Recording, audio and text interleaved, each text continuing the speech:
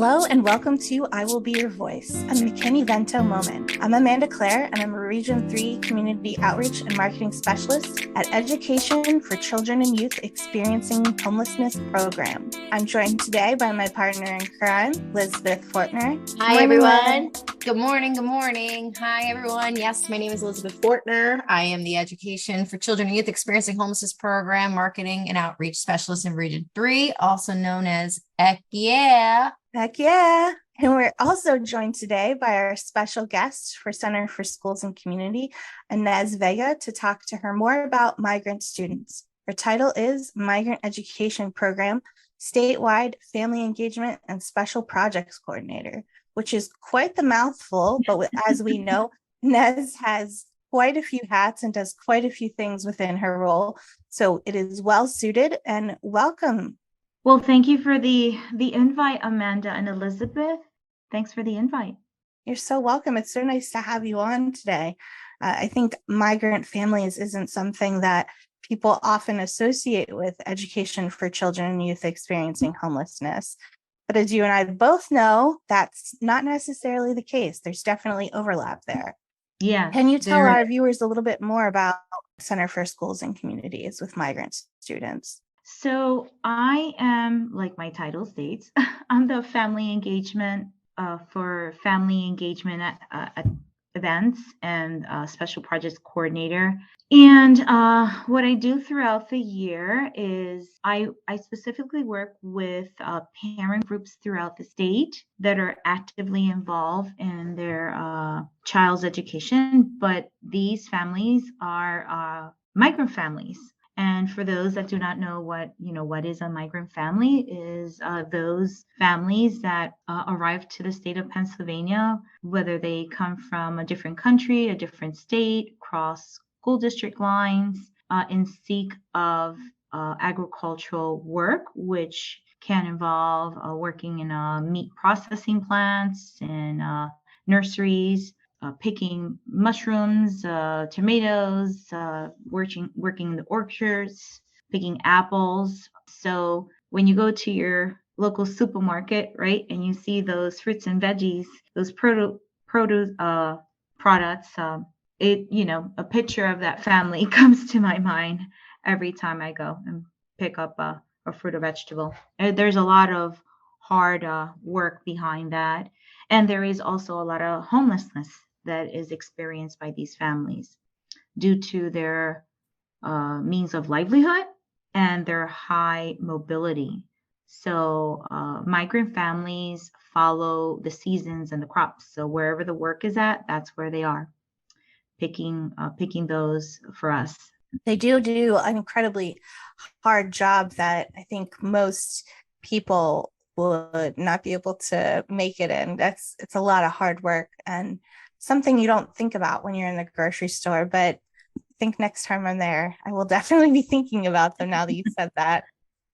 And so how do we support these families? What is it that these families are going through that we do? What do we do to help support them? What do they need to be able to work through any homeless situations? Tell me more about that. So, well, let me start with a little bit of history of the Migrant Ed program. Sure, that'd be great. How it became the Migrant Education Program. And it all started really, really, really early in the 1940s with the Bracero program, which was an agreement between the United States and Mexico to bring labor farm workers to the nation to do agricultural work. With the agreement, it was extended in the Migrant Labor Agreement of 1951, and then it was enacted again as an Agricultural Act in 1949. And what this program provided was not only labor and decent salaries and a place to stay, but also work visas for these workers to come here, work, and then go back to their home country, which at the time was Mexico. And throughout the decades, the population has changed. It's no longer our Mexican descent families.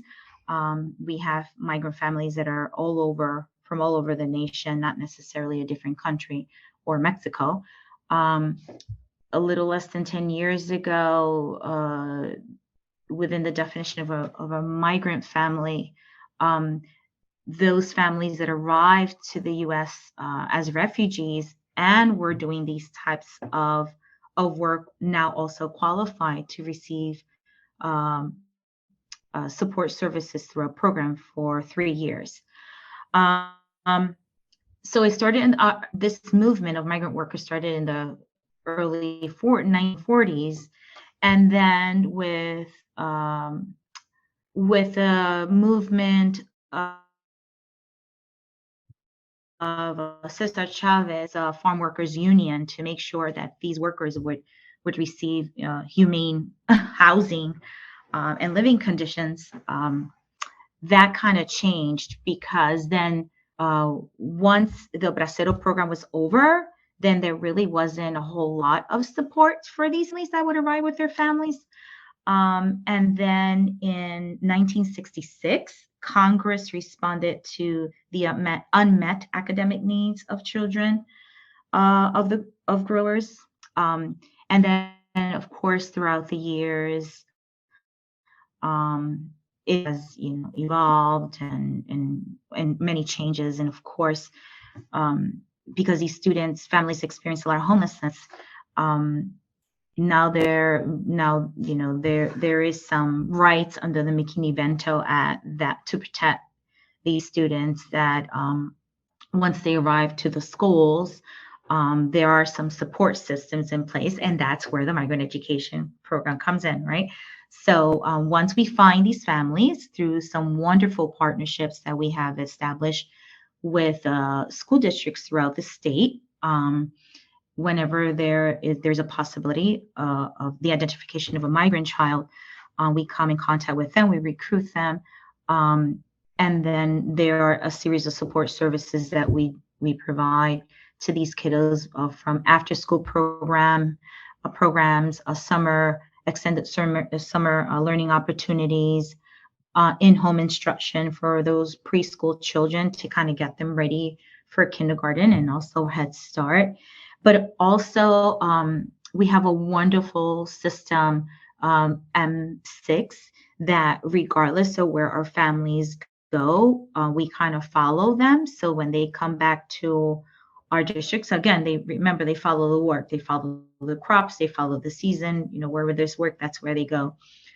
We have like this database where we're able to kind of upload, transcripts or records or vaccinations. So when they come back to our districts, we're able to kind of pick up the pieces. And the ways that we can support them is when these children arrive to your districts, many of them don't have any documentation or transcripts. So there's no need, in order to enroll a student in any district in the state of Pennsylvania, there's no need for Social Security. So please don't ask them for a Social Security.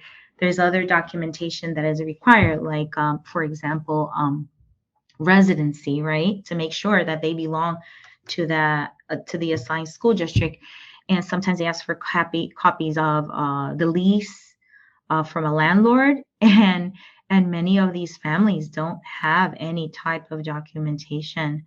And it's just so hard to prove their residency, because many of them are living in sheds, in their cars, in their vans, as they find a place to live or connect with another worker that would welcome them into their homes, or rent them a room, or rent them part of the house. When we have families that are tripling and doubling up, we can have as many as, oh dear, 3 to 4 families living in one house.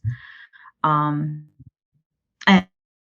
under the McKinney-Vento, that is, some form of homelessness.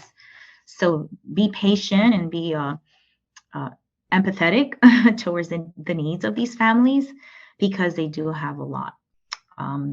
There is the family's experience brutally long hours of work. It's backbreaking labor, and some of them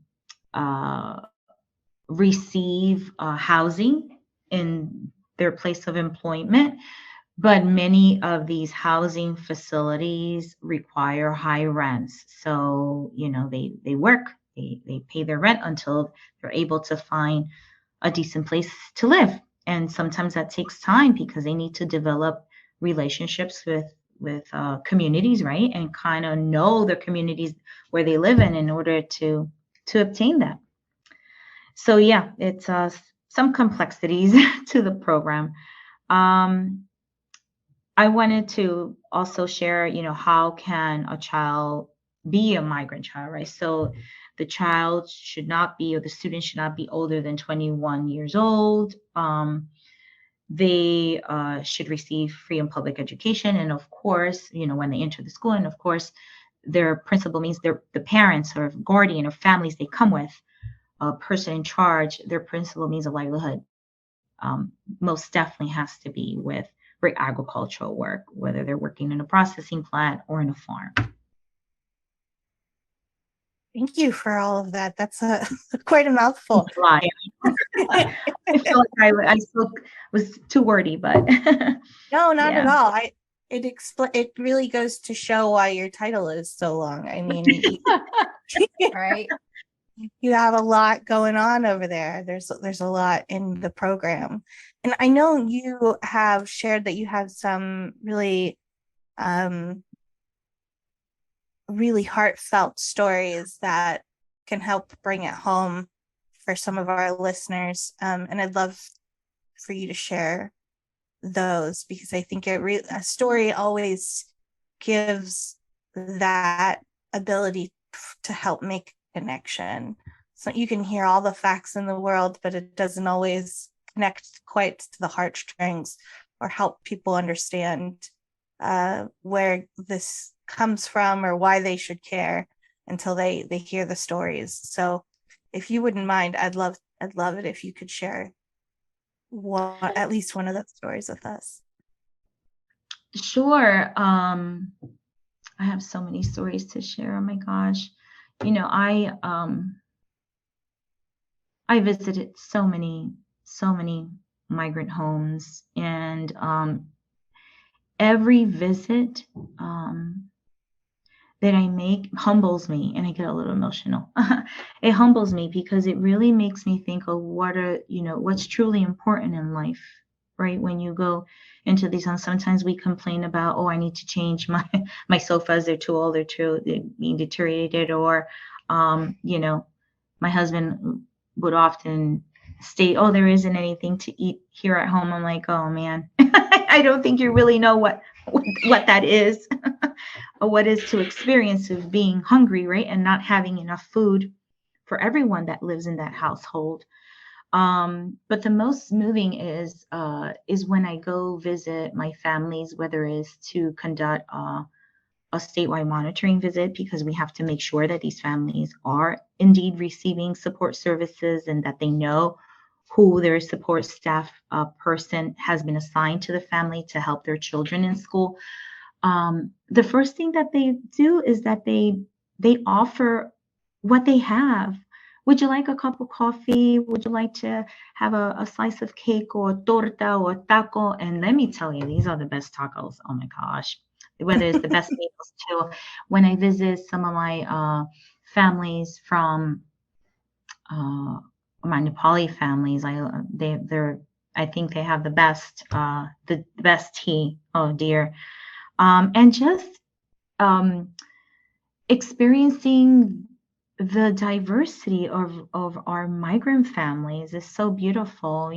Right, 25 plus years ago, most of our migrant families were Spanish speaking, and not anymore. It's not like that anymore. The faces of our program has changed. We have some families that are from Afghan, Africa, Central America, South America.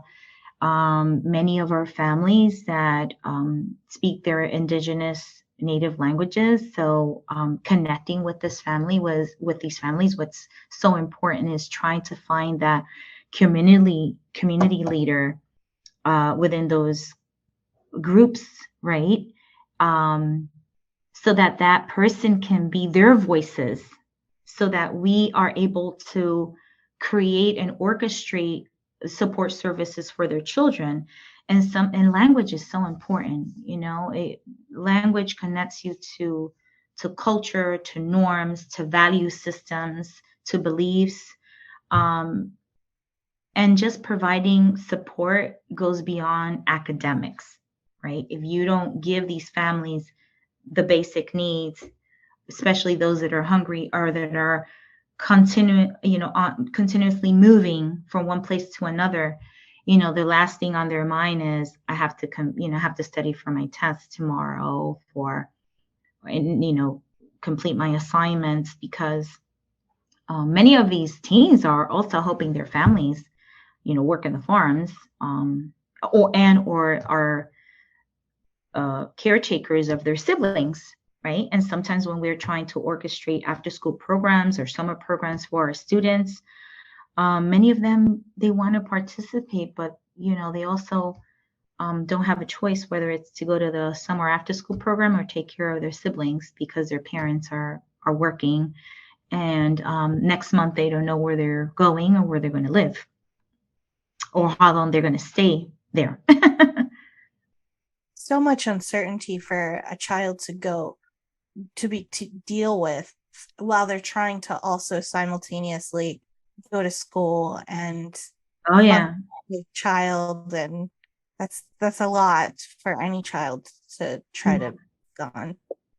I recently had one of my former migrant students. I invited her to be a keynote speaker at our statewide graduation ceremony. Every year, the Migrant Education Program hosts a graduation ceremony for our high school students. It's a really big deal for us and for them to reach that goal, right? That milestone in life.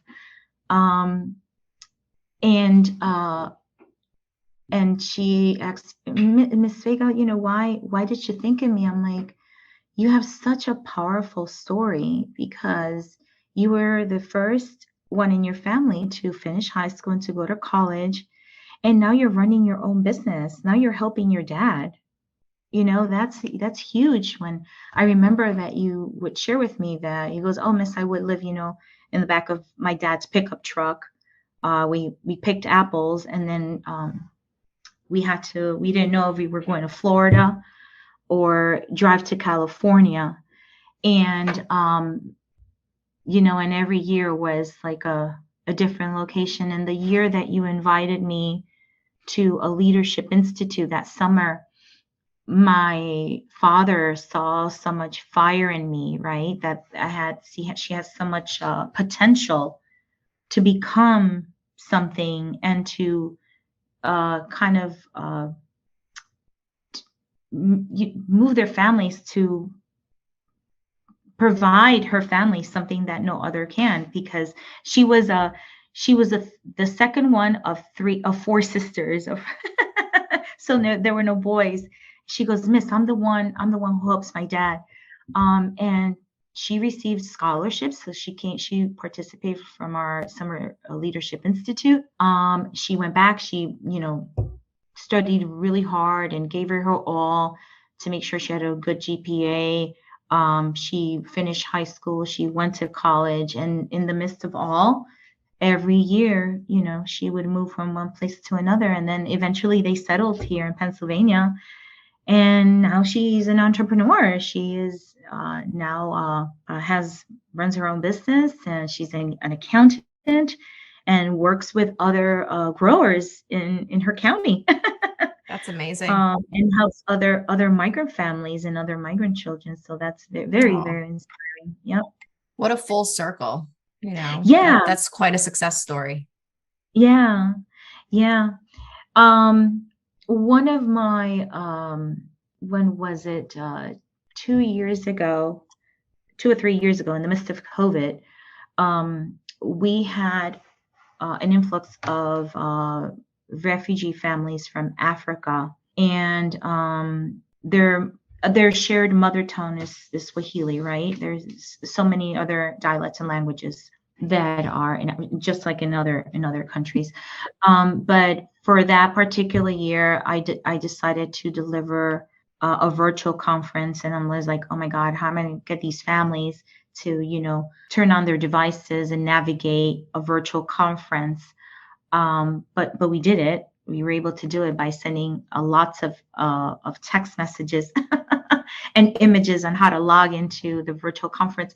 But two of the most powerful sessions was a session that was delivered in Swahili on how to adjust to a new nation and embracing it, right? Those changes and things that you should be aware of.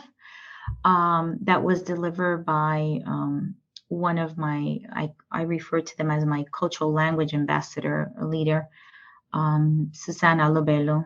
Susanne, wherever you are, I love you, my dear. You have so much power and light in you. God bless you. And she delivered a session for me in Swahili on how to prepare your children for U.S. schools. And that was very powerful. And then I had another former migrant student counselor deliver a session in Nepali on how to prepare your children for college. And it was delivered in 2 different languages. That was very powerful. And those are the types of things when calling to support, these are the support systems that they need, meet them where they are. Meet them where they are and never assume.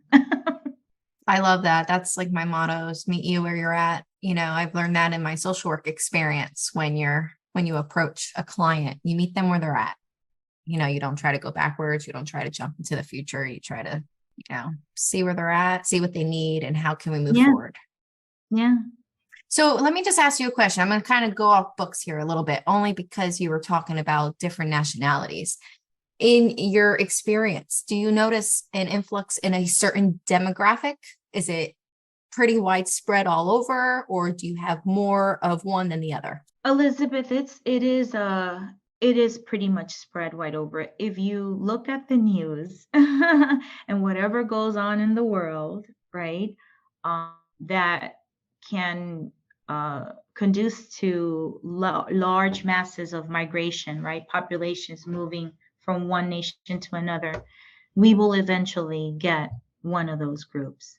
So if a country is at war, we'll receive those communities and be prepared to receive them, because they will eventually find a way to get here.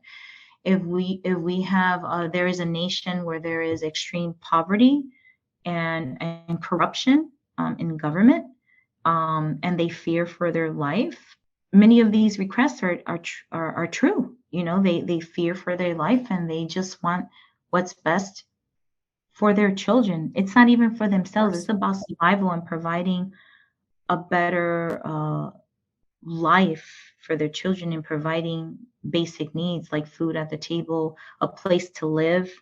And many of their journeys, whether it's from any Middle Eastern or Asian country, Central South America, they have so many powerful stories. And we should take time to listen to their journeys and stories, because we have so many biases and assumptions. Absolutely. I used to work with, as a pediatric case manager, I used to work with several families who were referred that were seeking asylum or were refugees from several countries. And I remember I had a family that were from China, and the little boy, he said, we came here because China can only have one child, and they were going to kill me if I stayed. And I'm like, oh my gosh. He was like about 5 years old when he said that, but it was just sad because, the stories are, incredible, like of what they've went through and how they got here, and the process of obviously all the paperwork and court hearings and things like that. That definitely, I'm sure, creates a barrier. And then trying to find all those supports and, food and health insurance and, all that stuff can be challenging. But most importantly is when we receive these families in our communities, it's so important to connect with them and in the language that they speak. And sometimes many of our community partners are not prepared. It's not that they don't care or are unkind, is they really probably don't know how to go about providing these types of support services to these communities, speakers of other languages, and some of them are with low literacy levels, and how to orchestrate these support services for these newcomers. So, patience, empathy, and connecting them to, again, those language and cultural ambassadors that are able to communicate with them, so that we can then assess the needs and develop, programs that impact, that create changes, right? Create awareness, so that they don't continue this lifestyle of homelessness and high mobility, and not knowing, what tomorrow brings. We have now populations, community, refugees that are coming from, Afghanistan and Ukraine, and we have a lot of families from Guatemala. We also have some families from so many parts of Africa. And for a good 5 or 8 years, we were receiving families from Burma, Bhutan, Nepal, that they lived in refugee camps, and the only type of work that they were able to find when they arrived here through a resettlement agency was agricultural work. And to my surprise, and to the surprise of others, many of these individuals were teachers, were doctors in these refugee camps. Like I stated earlier, you never assume the capacity of our parents. Always asks. Not everybody was illiterate or did not know English. There were other leaders in those communities where they came from, from the country or nation they came from. And they connect, they kind of know each other when they arrive here, and they look for each other, because that's how they support each other. From, seeking for appropriate housing, to those community partners, what community agencies would be willing to help them. So yeah, there's a lot to be done. Still a lot to be I done. remember when we first talked, you had mentioned that there were doctors and lawyers and that kind of thing within their communities that are now here working in farming and with picking and that kind of thing. And that really just sort of, you don't think about that, because at least from, we all have our own bias and our own preconceived notions. And so for me personally, it sort of was an awakening or a surprise for me, because I think there's an assumption that when they come here, the migrant families, that they're coming here because they don't have education or because they don't have other opportunities. And you don't think about the fact that they're coming with, some of these people are coming highly educated. Oh yes, that's why with my family groups, the first thing that I do is ask them, where do you come from? Who's in your family? What do you do? What did you do? Because when we have, and it doesn't matter from where they come from, Amanda, we had teachers, doctors that lived in refugee camps from Africa, right? We've had some educators and lawyers that crossed the border, and they were from Guatemala, and they felt that if they continue with their practice or their businesses, that they would be killed, because now those people that there's like some civil war or corruption in government, then they would target those people that were being paid. um, and they, they feared that they would be kidnapped and killed. So they arrived. They like, we need to get out of here, and they arrived here from those countries. And when you interview them, it's like, oh yeah, I was a teacher. I was a science teacher. I was a Spanish teacher. I taught in the university. And you're like, oh my God. And from our from Middle Eastern countries as well. I had a father that he told me I was a neurosurgeon. And I'm not sure if it was Pakistan or from Saudi Arabia, but I was like, oh my God, you can be one of my language interpreters, because I need somebody that speaks Arabic. And I'm like, do you know anybody that speaks Pashto or Dari? Because I have some families from Afghanistan that's what they speak. And he's like, oh, I can speak to my brothers and my sisters in my communities to see who I can find. And these are the ones that can be, like I call them, your cultural connectors, that can connect me to other people's leaders in their community, so that I can continue to help the ones that are in need. Explain to them where the food bank is, where the clothing bank is, how to go about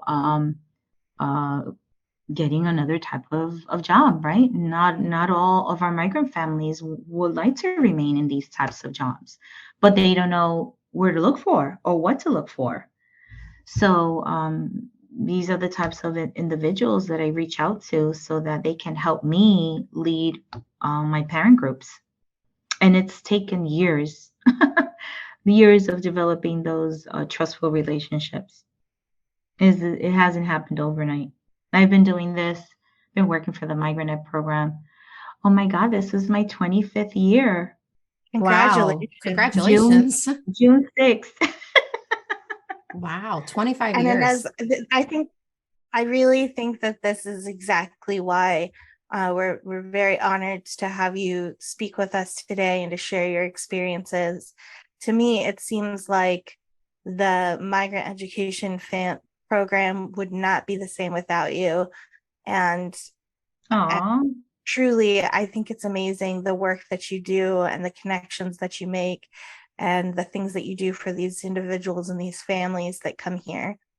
So I just want to thank you for your time within this program, because it shows your passion, your compassion, your connections, all of it shines through, and it's beautiful to see.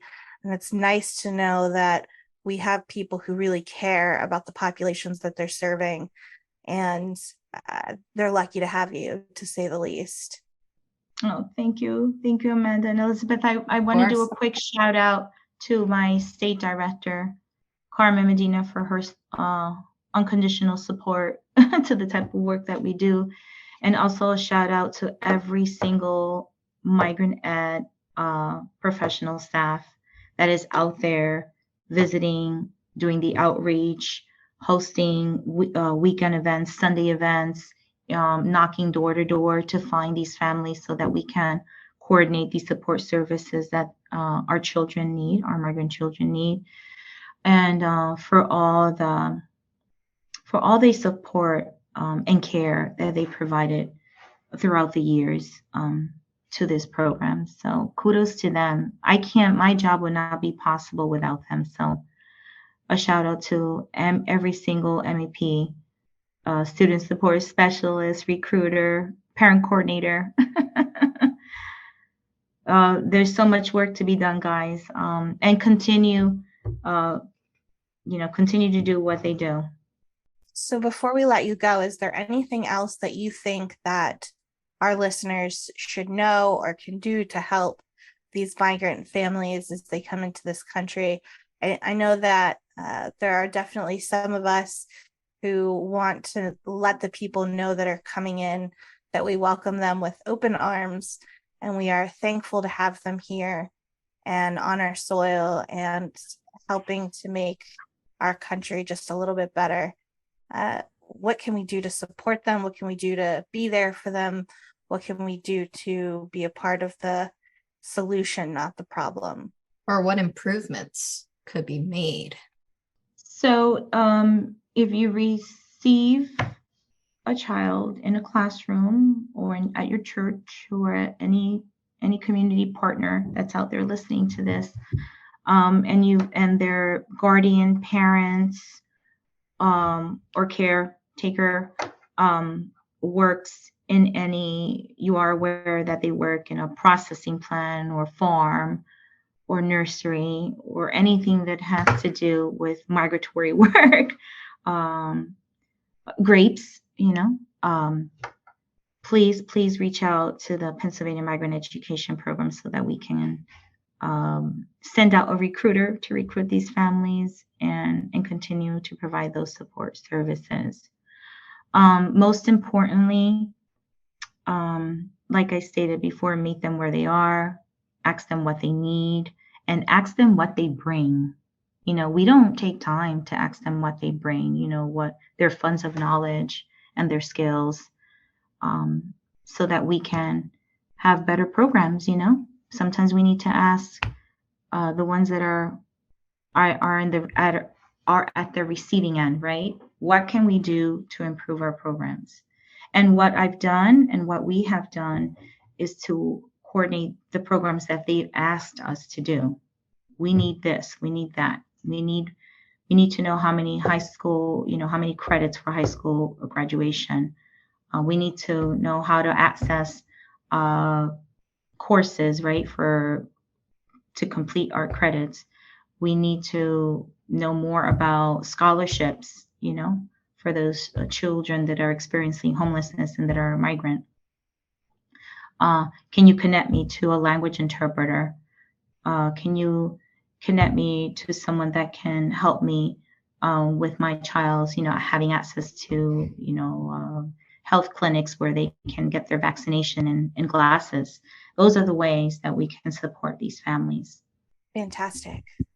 Well, thank you so much for your time today and for your wealth of knowledge. And again, for all that you've done so far for our migrant families. I hope anyone who's had the opportunity to listen today has learned a little bit more about a different section of education for children and youth experiencing homelessness, and understand how many different areas of this program impact so many other different areas and other programs as well. And it has been great having you on the podcast with us today, Ines, and we hope that we have the opportunity to talk to you again in the future.